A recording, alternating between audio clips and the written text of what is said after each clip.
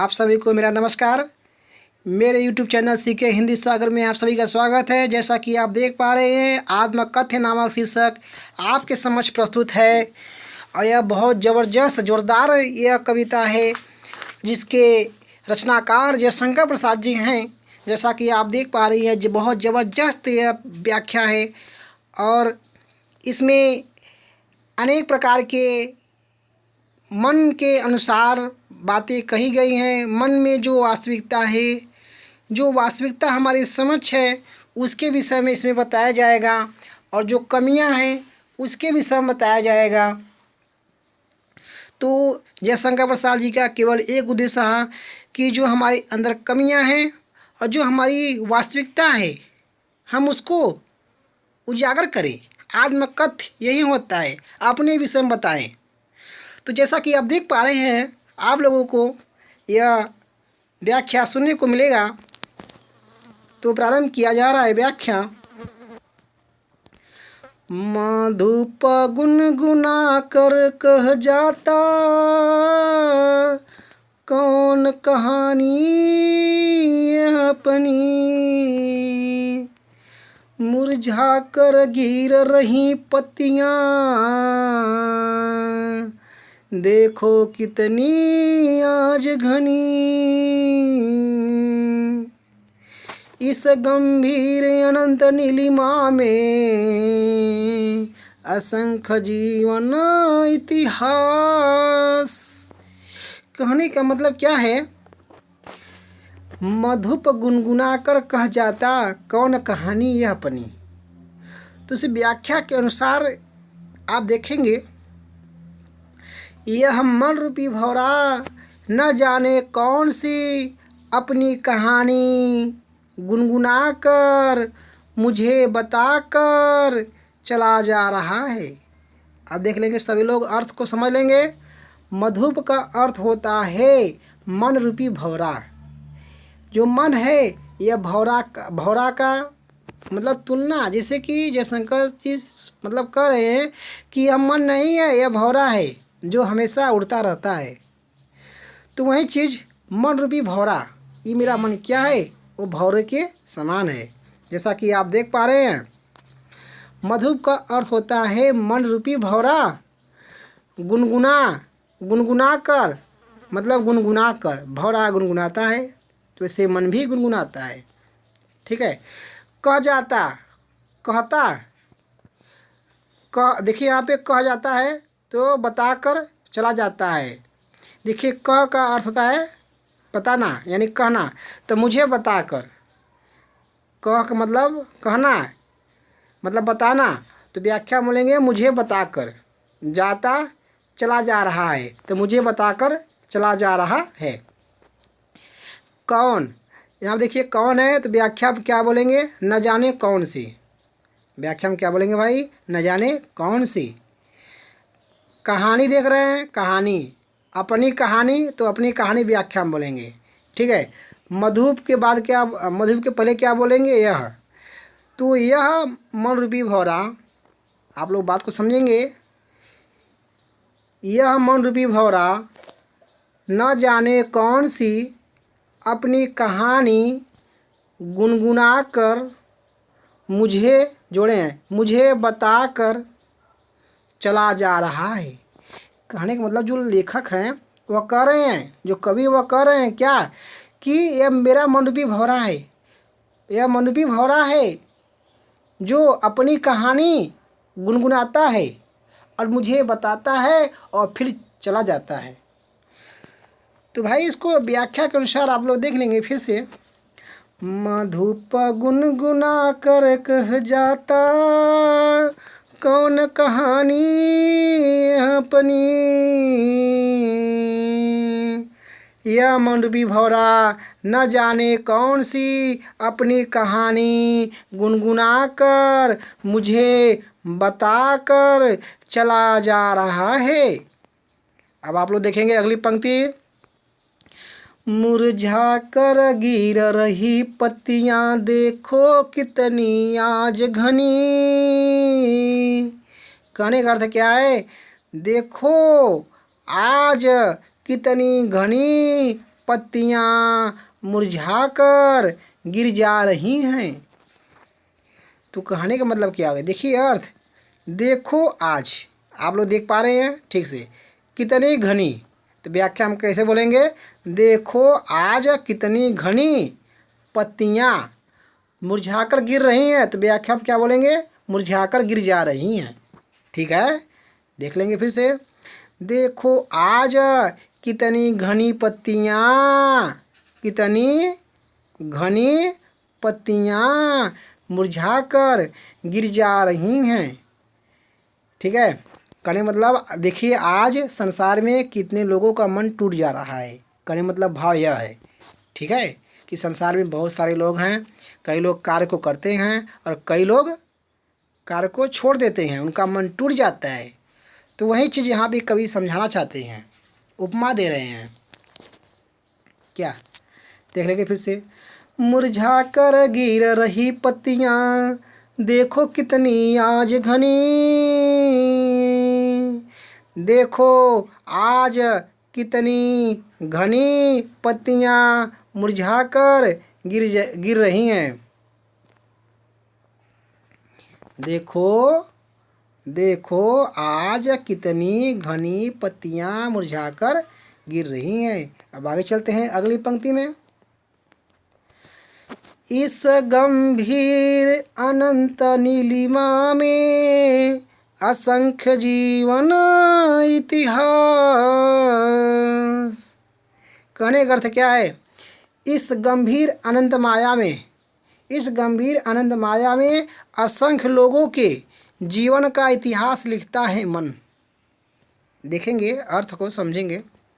इस गंभीर यही रहेगा, इस गंभीर अनंत नीलिमा, अनंत माया, अनंत नीलिमा में यानी अनंत माया में।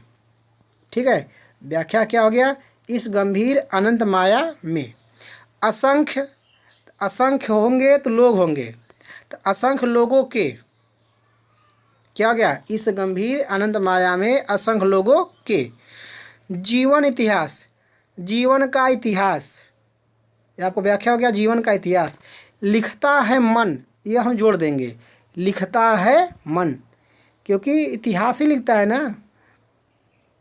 आप जैसा करेंगे वैसा आपका इतिहास बन जाएगा। तो यह कौन लिख देता है, यह आपका मन लिख दे रहा है, जैसा आप करेंगे वैसा आपका मन लिख दे रहा है आपके लिए। तो बात को समझ लेते हैं। इस गंभीर अनंत नीलिमा में असंख्य जीवन इतिहास। व्याख्या क्या है, इस गंभीर अनंत माया में असंख्य लोगों के जीवन का इतिहास, जीवन का इतिहास लिखता है मन। अब अगले पंक्ति में देखेंगे। ये लोग करते ही रहते हैं अपना व्यंग मलिन उपहास। ये लोग ताने रूपी गंदी बातों से, ताने रूपी गंदे बातों से अपना ही मजाक उड़ाते रहते हैं। कहने का मतलब संसार में ऐसे लोग हैं जो ऐसा कार्य करेंगे ताकि उनका खुद मजाक उड़े। तो आप ऐसी बात को समझेंगे अर्थ को। ये लोग, ठीक है ना, ये लोग व्यंग मलिन, ताने रूपी गंदे बातों से। व्यंग मलिन का अर्थ क्या होगा, ताने, जैसे कि आप लोग सुनते होंगे ताना, घर पे मतलब बाहर पड़ोस में सुनते होंगे, वही चीज़ है। ये लोग ताने रूपी गंदे बातों से अपना मजाक, अपना उपहास, तो अपना ही मजाक, अपना उपहास यानी मजाक, तो अपना ही मजाक करते रहते हैं, मतलब उड़ाते रहते हैं। ठीक है, तो अपना मजाक उड़ाते रहते हैं। बात को समझ लेंगे फिर से। ये लोग ताने रूपी गंदी बातों से अपना ही मजाक उड़ाते रहते हैं। ठीक है, अब अगले पंक्ति में चलते हैं। तब भी कहते हो कह डालूं दुर्बलता अपनी बीती। हे मन, फिर भी कहते हो कि मैं अपनी बीती हुई बात को और अपनी कमजोरियों को दूसरे से बता दूं। देखेंगे सभी लोग अर्थ। तब भी कहते हो, कौन कहता है? मन। तो इसको व्याख्या के अनुसार बोलना है तो कैसे बोलेंगे? हे मन फिर भी कहते हो, तब भी कहते हो।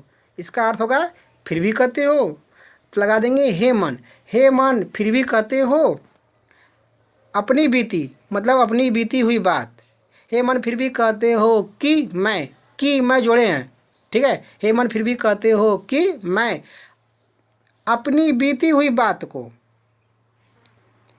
हे मन फिर भी कहते हो कि मैं अपनी बीती हुई बात को और अपनी जोड़े हैं, और अपनी कमजोरियों को, दुर्बलता कमजोरियों को, और अपनी कमजोरियों को बता दूं, कह डालूं, यानी बता दूं। कहने मतलब क्या हो गया कि हम अपनी मजाक उड़ाते रहते हैं। तो आप अपनी मजाक उड़ा रहे हैं, तो जो आपकी कमजोरी है और जो आपकी बीती हुई बात है, अपनी कमजोरी अपनी बीती हुई बात किसी से नहीं कहना चाहिए। जो आपकी कमजोरी है और अपना बीता हुआ बात है वह किसी से कहना नहीं चाहिए, ठीक है। तो वही मन कह रहा है, मतलब वो लेखक है, वह कह रहा है अपने मन से, हे मन फिर भी कहते हो, मतलब इतना सब कुछ हो जाता है, मजाक उड़ा देते हैं। उसके बाद वही लेखक कह रहा है, हे मन फिर भी कहते हो मैं अपनी, हे मन फिर भी कहते हो कि मैं अपनी बीती हुई बात को और अपनी कमजोरियों को बता दूं। आगे देखेंगे अब।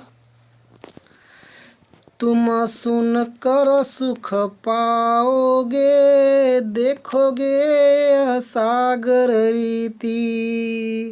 कहने का अर्थ है, तुम अपने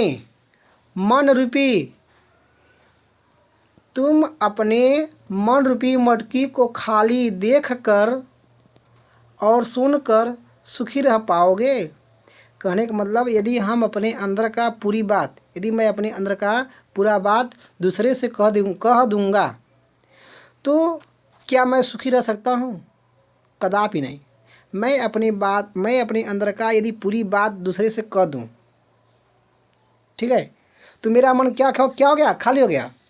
गागर यानी मटकी, तो मटकी मतलब कौन? मन रूपी मटकी। रीति मतलब खाली। देखोगे मतलब देखकर। तुम यानी मन, तो हे मन अपने, यहाँ देख लेंगे, बात को समझ लेंगे।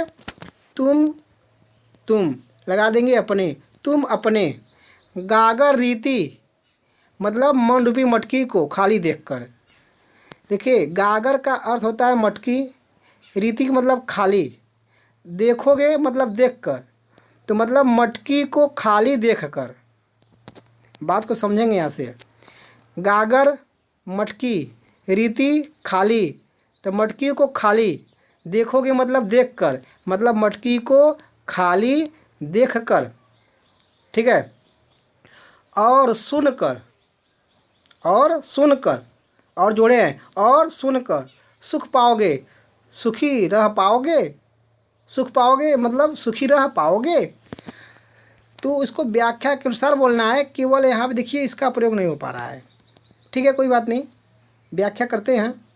तो देखिए यहाँ पे मन रूपी मटकी को खाली देखकर, मन की मटकी को खाली देखकर, मन रूपी मटकी को खाली देखकर।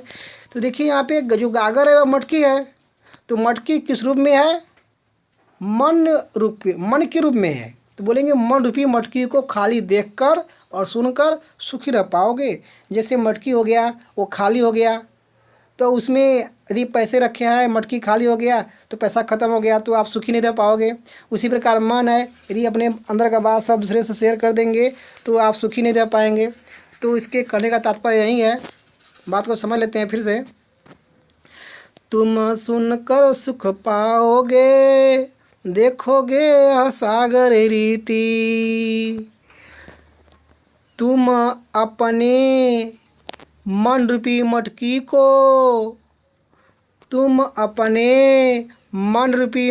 को खाली देखकर, बात को समझेंगे, तुम अपने मन रूपी मटकी को खाली देखकर और सुनकर सुखी रह पाओगे। बात को समझ लेंगे फिर से। तुम अपने मन रूपी मटकी को खाली देखकर और सुनकर सुखी रह पाओगे। अब आगे देखेंगे। किंतु कहीं ऐसा न हो कि तुम ही खाली करने वाले अपने को समझो। व्याख्या देखेंगे 1.5 पंक्ति में। परंतु कहीं ऐसा न हो कि तुम अपने मन को खाली किए हो तो अपने आप को दोषी समझ बैठो। तो देखेंगे अर्थ। देखिए कवि कह क्या रहा है, किंतु कहीं ऐसा न हो कि, मतलब परंतु कहीं ऐसा न हो कि तुम ही खाली करने वाले, मतलब तुम अपने मन को खाली किए हो तो, तुम ही खाली करने वाले मतलब तुम अपने मन को खाली किए हो तो अपने को समझो, मतलब अपने आप को दोषी समझ बैठो।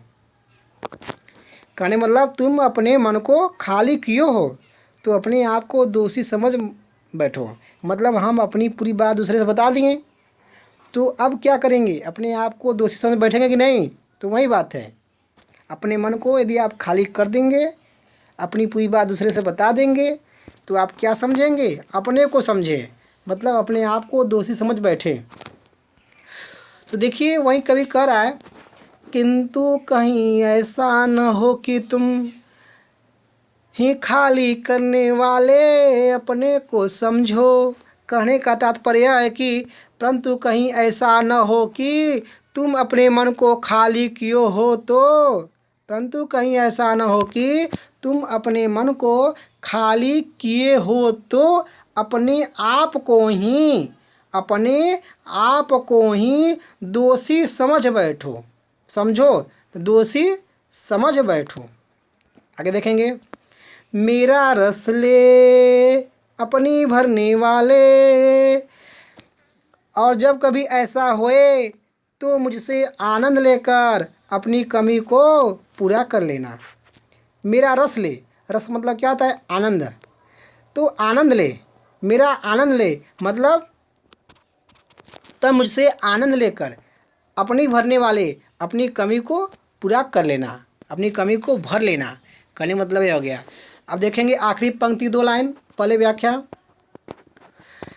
परंतु कहीं ऐसा न हो कि तुम अपने मन को खाली किए हो तो, परंतु कहीं ऐसा न हो कि तुम अपने मन को खाली किए हो तो अपने आप को ही दोषी समझ बैठो। और जब कभी ऐसा हो तब,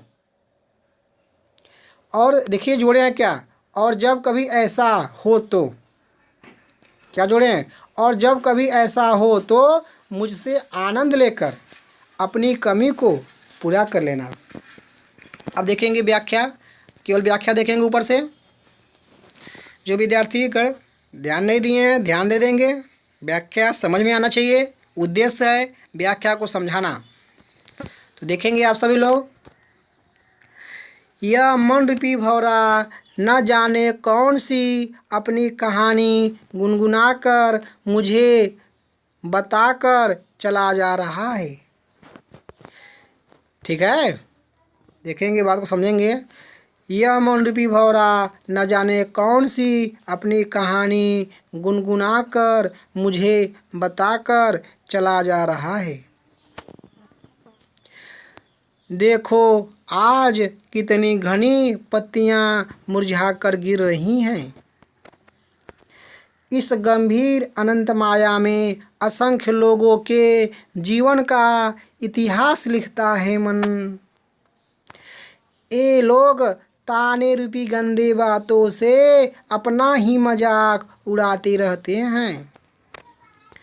हे मन फिर भी कहते हो कि मैं अपनी बीती हुई बात को और अपनी कमजोरियों को बता दूं? आगे देखेंगे, ध्यान दीजिए यहाँ से। तुम अपने, ध्यान देंगे सही से, तुम अपने मन रूपी मटकी को खाली देखकर, ध्यान दीजिएगा, तुम अपने मन रूपी मटकी को खाली देखकर और सुनकर सुखी रह पाओगे, परंतु कहीं ऐसा न हो कि तुम अपने मन को खाली किए हो, परंतु कहीं ऐसा न हो कि तुम अपने मन को खाली किए हो तो अपने आप को ही दोषी समझ बैठो, परंतु कहीं ऐसा न हो कि तुम अपने मन को खाली किए हो तो, ध्यान दीजिएगा सभी लोग, परंतु कहीं ऐसा न हो कि तुम अपने मन को खाली किए हो तो अपने आप को ही दोषी समझ बैठो। जब कभी परंतु का, देखिए यहाँ लगा देंगे किंतु, किंतु जब कभी ऐसा होए, किंतु जब कभी ऐसा हो, ऐसे बोलेंगे किंतु, और जब कभी यहाँ लगा देंगे, और जब ठीक रहेगा, और जब कभी, और जब कभी ऐसा लगे, और जब कभी ऐसा लगे तब मुझसे आनंद लेकर, यहाँ पे जोड़ेंगे क्या, और जब कभी ऐसा लगे, यहाँ पे जोड़ना क्या है, ध्यान दीजिएगा सभी लोग, और जब कभी ऐसा लगे, और जब कभी ऐसा लगे तब मुझसे आनंद लेकर अपनी कमी को पूरा कर लेना। आखिरी दो पंक्ति ध्यान दीजिए फिर से, परंतु कहीं ऐसा न हो कि तुम अपने मन को खाली किए हो तो, परंतु ध्यान दीजिएगा सभी लोग बात, परंतु कहीं ऐसा न हो कि तुम अपने मन को खाली किए हो तो अपने आप को ही दोषी समझ बैठो, और जब कभी ऐसा हो तो मुझसे आनंद लेकर अपनी कमी को पूरा कर लेना। मुझसे आनंद लेकर अपनी कमी को पूरा कर लेना, और जब कभी ऐसा हो तो मुझसे आनंद लेकर अपनी कमी को पूरा कर लेना। विद्यार्थीगण, आपने इस आत्मकथ्य को विधिपूर्वक पढ़ा और समझा। आप लोग इस आत्मकथ्य के जो रचनाकार हैं, जो कवि हैं, जयशंकर प्रसाद जी हैं, बहुत ज़बरदस्त तरीके से इसे लिखे हैं। जो जीवन की वास्तविकता है, जो जीवन की वास्तविकता है उसके विषय में इन्होंने बताया है। जो जीवन की वास्तविकता है, जो जीवन में कमियां हैं, इन्होंने इस आत्मकथ्य नामक शीर्षक में बताए हैं। क्या कहना चाहते हैं, जैसे कि हमारे मन में यदि कोई बात है, यदि अपनी पूरी बात हम दूसरे से बता देंगे, दूसरे से शेयर कर देंगे तो हम खाली हो जाएंगे। और जानते हैं कि जो चीज़ खाली हो उसका कुछ सम्मान नहीं होता, चाहे वह धन हो या फिर कोई वस्तु हो। यदि आपके पास है तो आपको 4 लोग पूछेंगे, यदि आपके पास नहीं है तो आपको कोई नहीं पूछ सकता। यदि आपके पास धन है तो 4 लोग आपके मित्र बनने को तैयार हैं। यदि आप निर्धन हैं तो आपके पास कोई आना नहीं चाहेगा। तो वही है जो कवि कहना चाहते हैं कि मन अपना सब कुछ, हम अपना मजाक उड़ाते रहते हैं, उड़वाते रहते हैं और फिर समस्या में पड़ जाते हैं। तो इस जो व्याख्या है इसका उद्देश्य क्या है, जो कवि जयशंकर प्रसाद जी हैं वो कहना चाहते हैं कि जो जीवन की वास्तविकता है और जो कमियां हैं, मैंने उसे इस आत्मकथ्य में समर्पण कर दिया है। तो विद्यार्थीगण, आप इसे विधिपूर्वक पढ़े हैं, सुने हैं, समझे हैं। इस शीर्षक का उद्देश्य क्या है, जीवन की वास्तविकता और कमियां, जी मतलब, और ये सब दिखाएं किसने है, जयशंकर प्रसाद।